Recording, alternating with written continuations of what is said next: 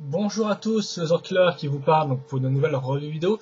Et donc lundi, comme vous le savez, on a revu Robotops, donc le modèle combo Slicer numéro 1, si je peux dire ça comme ça, hein, composé de Ice City, Sub et Fire. Hier c'était donc Ultra Rex, hein, qui était lui composé de Judge, Jungle, Energy et Rock. Et donc aujourd'hui je vais vous relever le troisième, hein, qui s'appelle Dynamo, donc qui est fait avec les Slicer sortis donc durant la seconde wave ou même la seconde année en 2000, donc qui sont Blaster, Spark et Flare. Voilà, donc ces trois-là formeront Dynamo. Et donc c'est une review un peu spéciale où je pense pas la faire selon mes canons habituels de construction, articulation, bilan. En fait, là, j'arrive pas trop à la faire cette review, donc j'ai essayé de la faire tout en freestyle. Donc je vais quand même néanmoins essayer de rester le plus complet possible.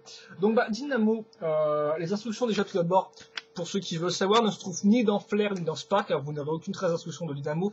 Elles se trouvent en fait toutes dans le mode d'emploi de Blaster. Donc effectivement, comme on va le voir, donc ça c'est Dynamo, voilà, qui est fini plus ou moins. Et bien comme on va le voir, en fait, Dynamo c'est avant tout Blaster, en fait, comme vous remarquez, qu'on va en fait couper en deux à ce niveau-là, rajouter une partie centrale et quelques autres petites pièces, comme des bras un peu différents, tout ça, mais voilà. Mais en fait, ça reste Blaster de base, sauf avec des pièces voilà, une partie en fait centrale qui était rajoutée. Et donc moi hier c'est donc on finit sur ce truc là, voilà. Et donc hier c'était la première fois que je construisais Dynamo, j'avais jamais construit avant. Et donc au final quand j'arrive je me retrouve devant, donc je finis de construire ça et je me retrouve devant ça quoi. Donc voilà, bien sûr, pourquoi est-ce qu'il est, alors voilà, donc, je vais le mettre tout droit, mais je vais faire bien en sorte de le tenir. Donc voilà, moi je me retrouve, donc attendez, par contre ouais, j'aimerais bien qu'il se mette vraiment droit parce que là il a l'air un peu alors on va mettre un peu, on va essayer d'attacher un peu comme ça, voilà. Donc voilà, moi je me retrouve devant ce truc. Donc, comme je vous l'ai dit, on va bien retrouver donc les jambes de Blaster ici. Hein, donc, elles sont identiques. Hein, il n'y a aucune modification si ce n'est l'ajout d'une queue à l'arrière, comme vous pouvez remarquer, et des barres plus longues ici. Et là, ensuite, vous pouvez remarquer la partie supérieure qui est quasi identique. Hein, donc, c'est-à-dire qu'on va retrouver une partie jaune faite avec un core slicer au milieu et deux parties de core slicer sur les côtés noirs. Voilà. La seule différence vient de la tête. Cette fois-ci, il y en a deux, donc qui sont reliés un peu bizarrement sur la roue centrale, et ainsi que la position des pales techniques qui sont mises dans ce sens-là et non pas dans le sens inverse pour faire des épaulettes. Donc elles partent vers l'arrière.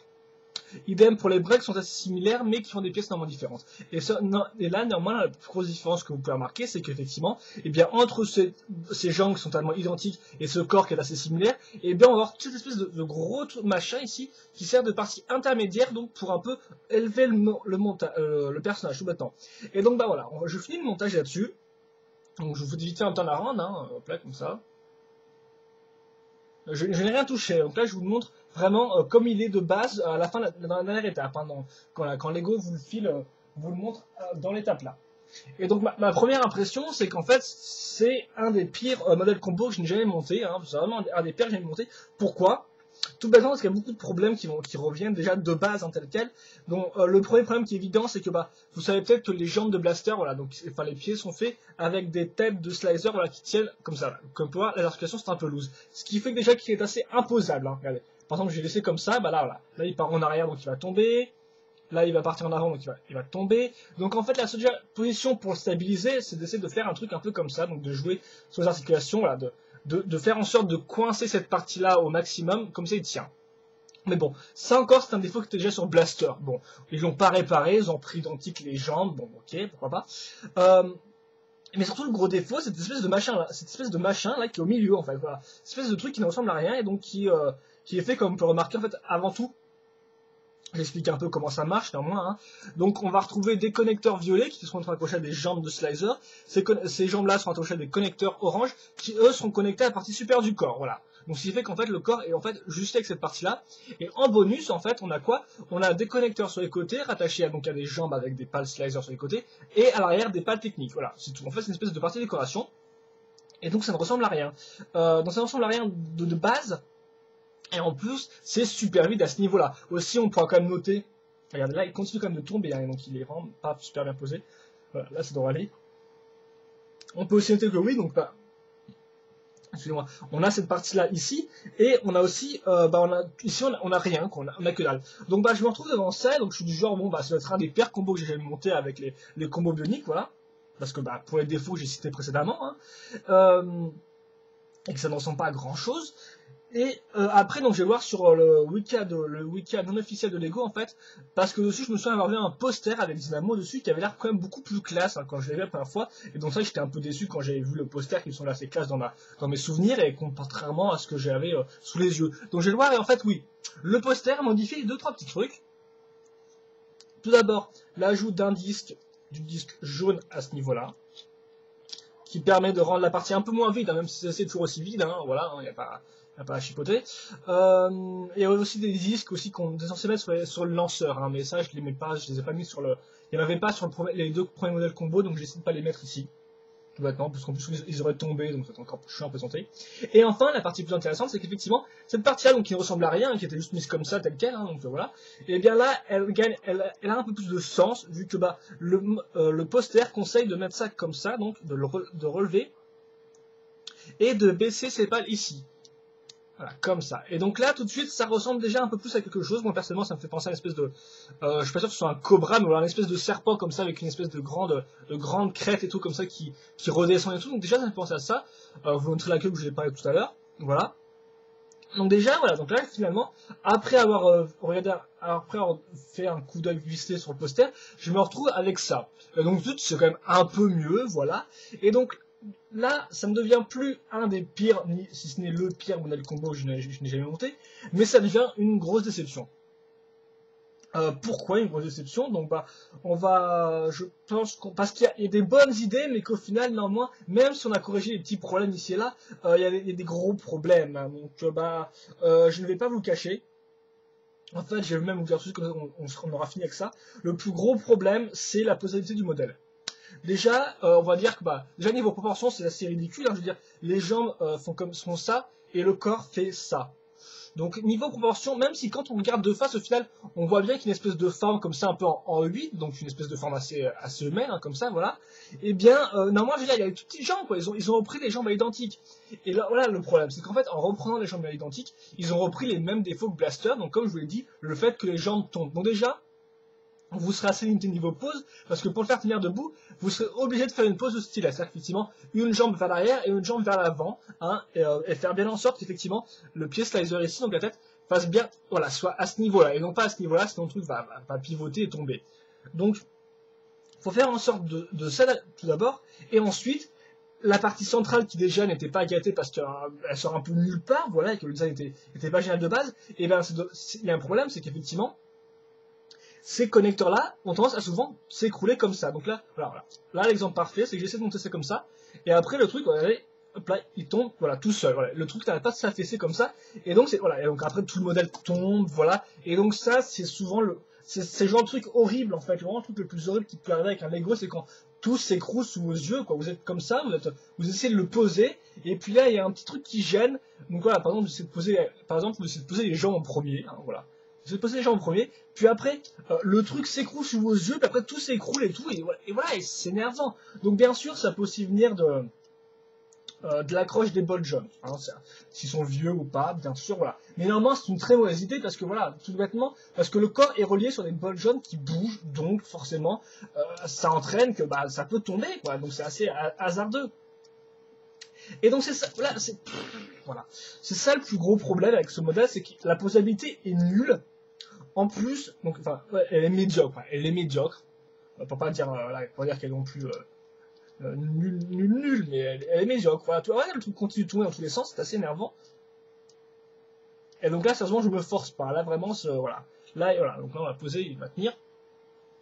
Donc, voilà.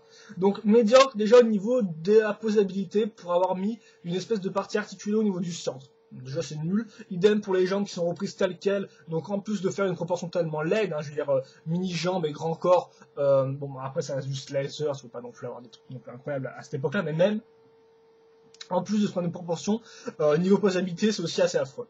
Ensuite, niveau design, il y a un gros manque des fois d'intérêt dans le design. C'est-à-dire que déjà, comme vous l'avez vu, de base, il finit ce modèle comme ça, donc c'est super moche. Mais une fois qu'on l'a réglé, on a quand même des petits problèmes. C'est-à-dire qu'effectivement, on aura toujours un espèce de corps un peu bizarre, un peu vide. Bon, même s'il y a des jambes, des trucs comme ça fait un peu. Cette partie à toute mail fait un peu bizarre, voilà. C'est un peu, ouais, ok, pourquoi pas. Et la seconde partie un peu LED aussi, tant que j'y suis, c'est les bras. Les bras reprennent plus ou moins les trucs de blaster, donc un bouclier, une espèce de lance-disque de l'autre côté. Et d'ailleurs sont plutôt pas mal, hein. Le bouclier lui-même n'a pas grande modification, ça reste une passe slicer en orange, un salle de flair. Mais c'est quoi ça? C'est quoi ce truc, quoi? Je veux dire, c'est quoi ce machin? Donc c'est une tête de slicer qui est mise ici, donc je suis censé la mettre comme ça, je ne sais pas, je ne sais pas. Je pense que c'est fait pour décorer, pour un peu changer de blaster, mais ça ressemble un peu à rien, quoi. Petite info aussi, les bras sont reliés directement sur les core slicer noirs, ce qui fait qu'on a une articulation à ce niveau-là. Et bien sûr de bol jeu, mais ça en est vraiment plus tard. Et de l'autre côté, donc ils se sont dit, tiens, on va faire un truc asymétrique, et donc ils ont mis 2 roues, voilà. Donc pourquoi pas faire un truc asymétrique, mais ouais, non, je sais pas, non, non. Non. Ah, je veux dire, c'est pas super original, quoi. Je veux dire, d'un côté, t'as une tête de slicer, voilà, qui est posée comme ça en loose, et l'autre, t'as 2 roues, parce que, bah, voilà, parce que t'as 2 roues, c'est tout. T'as 2 roues, voilà. Peut-être qu'il restait plus de tête de slicer, je sais pas. Quoi que tu me diras, oui, non, je pense pas, effectivement, il y en a 2 sur les, 2 pour les pieds de base sur Blaster et 1 juste pour la tête de Spark. Donc oui, il faut en avoir, je pense. Enfin, je crois. Oui, oui, je dis pas de bêtises. Mais voilà, donc c'est asymétrique, mais ça ressemble à rien, quoi. C'est juste un manque tellement d'inspiration. Donc, voilà, donc j'ai parlé des. Donc ça, c'est le design qui fâche. Ensuite, bah, vous avez donc l'espèce de lance en fait maintenant qui est devenue une trilance, hein, donc avec 2 lances à l'avant et une lance à l'arrière, plus une petite pale ici pour couvrir un peu la partie vide. Donc ça se voit, la lance rend bien, la lance est bien, n'importe quoi. La lance est bien, elle rend bien, voilà, tout bêtement. Tant que je suis sur les éléments de design qui rendent bien, et bien évidemment, une fois qu'on a ajouté, qu'on a mis les pales ici, bah, ça rend beaucoup mieux. On a vraiment, comme je dis, une espèce d'aspect serpent, même de carapace, avec les excusez-moi, il y a pas mal à Paris. Et avec l'espèce de queue à l'arrière, c'est assez original, je trouve. Franchement, c'est une bonne idée. Enfin, dernière bonne idée, tant que je suis sur les idées ou du design, c'est les 2 têtes. Les 2 têtes sont originales, voilà. À noter qu'elles sont reliées grâce à ces pièces oranges, donc ce qui fait qu'en fait, en plus de l'articulation ici, donc qui permet de monter ou de baisser les 2 têtes en même temps grâce à la grosse roue dentée, et bien, dentée, on pourra aussi bouger les têtes manuellement comme ça, voilà. Donc ça c'est une bonne idée, ça c'est une bonne idée. Et après, bien, je pense que c'est tout pour ce que je voulais vraiment dire en priorité. Donc après, on pourra finir vite fait sur l'articulation. Donc l'articulation en elle-même. On voit les jambes, comme on l'a dit, pour ceux qui n'ont un peu eu un review sur Blaster, vous aurez donc 2 bolsions ici, 2 bolsions là. Donc, comme je vous l'ai dit, normalement, le problème vient du pied qui n'est pas stable, donc ce qui fait que c'est un peu énervant. Les bras en 2 bols jaunes, c'est correct, plus le point de rotation ici. La tête, je viens de vous la montrer. Et en fait, le point intéressant du corps, c'est que bien évidemment, il tombe, c'est très énervant, et bien en fait, c'est aussi un des premiers, je pense, modèles d'action figures, en fait, donc de personnages articulés, qui a un bassin, si je peux dire ça bassin, donc effectivement, le modèle ressemble un peu à rien niveau proportion, qui peut en fait tourner. Donc, comme vous pouvez le voir, grâce au truc, et bien, je peux faire son circuit, les jambes peuvent pointer vers ici, vers l'avant, tandis que je peux tourner le corps sur la gauche ou la droite. Et ça c'est bien, ça c'est original, ça c'est une bonne idée, mais normalement bien évidemment, après ça fait que tout tombe, voilà. Mais c'est sûrement un des premiers modèles d'action figure qui a le corps qui tourne, hein. Donc après je connais pas les autres types de modèles sortis avant, mais voilà, c'est quand même un des premiers, je veux dire qu'on devra quand même attendre genre super longtemps avant de le voir dans cette Kidster en bionique, là, rappelez-vous, 2007 avec Pridac, quoi. Et idem je pense avec 2007 avec Maxios et Spinax aussi au niveau du corps, pour un titan. Donc ça fait quand même pas mal d'années après, quoi, 7 ans après, mais voilà, donc c'est sûrement les premiers, mais voilà, donc ça aussi c'est un bon point. Enfin, le schéma de couleur, qui est pas trop mal, vu qu'effectivement là il ne utilise que 3 modèles slicer, dont un orange et un jaune, donc forcément le jaune, orange, noir se mixent très bien ensemble, idem pour les couleurs grises, foncées, gris clair et argenté qui vont bien. Le seul défaut vient juste des 2 connecteurs pourpres à ce niveau-là, mais encore ils sont assez foncés et ils sont entourés majoritairement de noir, donc là encore ça va. Donc sérieusement c'est un schéma de couleur qui est ok, quoi. Voilà. Il est ok, après la répartition des couleurs c'est un peu moins ça, je trouve, quoi. C'est un peu genre boom tout jaune, là du noir, un peu de jaune ici, donc c'est vrai. La répartition des couleurs en elle-même n'est pas spécialement excellente, mais bon, elle est réglo. Il y a déjà un peu moins d'abus que sur les autres modèles combo qui étaient vraiment des fois un peu abusés. Et donc voilà, donc là voilà, j'ai un peu, voilà, donc, ça va être un peu Maintenant, j'ai passé vraiment au bilan de la revue, donc c'est vrai que voilà, c'était un peu freestyle, mais bon, j'ai, je pense, besoin de dire les informations qu'elles me venaient comme ça, selon l'expérience que j'ai vécue hier, en fait, et non pas de le faire de façon normale. Donc au final, bah, qu'est-ce qu'on peut dire? Bon, bah, comme je dis, schéma de couleur, ok, bon, on peut mieux faire, bon, néanmoins, il est assez respecté globalement. C'est juste que bon, la répartition est peut-être pas la meilleure que j'ai vue. Ensuite, niveau sélection des pièces, bah là, sérieusement, il n'y a pas grand-chose à dire, vu qu'effectivement, ce que j'ai souvent reproché aux autres modèles combo, c'est de ne pas utiliser des pièces spécifiques comme des sabres ou autre chose, mais de se limiter en fait à l'utilisation de connecteurs, de jambes, de tête slicer et autres. Là en fait, c'est plus simple vu que bah, Spark et Flare n'ont pas de pièces spécifiques si ce n'est des pales techniques. Et ici, comme on peut voir, le modèle est rempli de pales techniques, ce qui fait que bah, niveau sélection de pièces, eh bien, on retrouve plus ou moins toutes les pièces des trois modèles, donc bah, les fameux bras connecteurs, ça, mais en plus donc ces fameuses pales slicer ou ici, ou même pales techniques, ou même tête slicer de base. Voilà, donc c'est une bonne répartition des pièces, ouais, c'est une bonne sélection de pièces pour un combo. Il réussissent bien les pièces des trois modèles.